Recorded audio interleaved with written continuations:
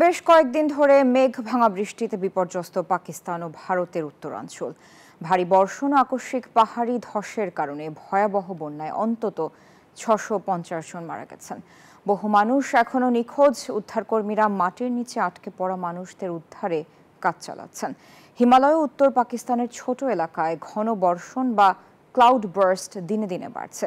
বিশেষজ্ঞরা বলছেন এই আকস্মিক বৃষ্টিপাতের পূর্বাভাসও দেয়া কঠিন।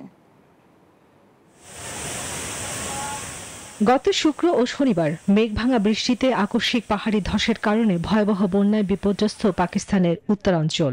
শত শত মানুষ নিহত হয়েছেন। মাটির নিচে আটকা পড়া মানুষদের উদ্ধারে কাজ চালাচ্ছেন। এরপর থেকে মেঘভাঙা বৃষ্টি বেশ চর্চিত হচ্ছে। ক্লাউড ব্লাস্ট বা মেঘভাঙা বৃষ্টি হলো অল্প সময়ের মধ্যে অস্বাভাবিক প্রবল বর্ষণ। কয়েক মিনিটের মধ্যে বিপুল পরিমাণ পানি আকাশ থেকে নেমে আসে বলে একে মেঘ ফাটা বলা হয়।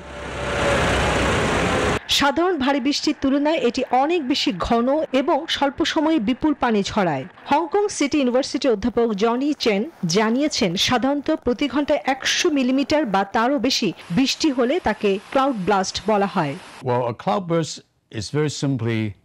কয়েক মিনিটের মধ্যেই বিপুল পরিমাণ পানি আকাশ থেকে নেমে আসে বলে এটিকে বিস্ফোরণ বা মেঘফাটা বলা হয়।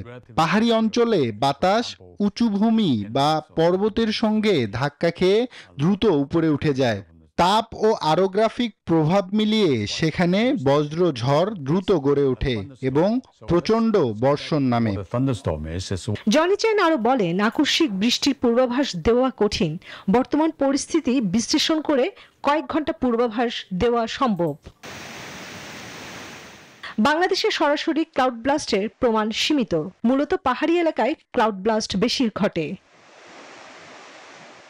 বিশেষজ্ঞরা সতর্ক করছেন, বন উজাড় অব্যাহত থাকলে ভূমিধস ও আকস্মিক বন্যার ঝুঁকি আরো বাড়বে। কারণ পাহাড়ি মাটি ধরে রাখার সবচেয়ে বড় অবলম্বনই হলো বনভূমি। চন্দ্রানী চন্দ্রা, নিউজ 24।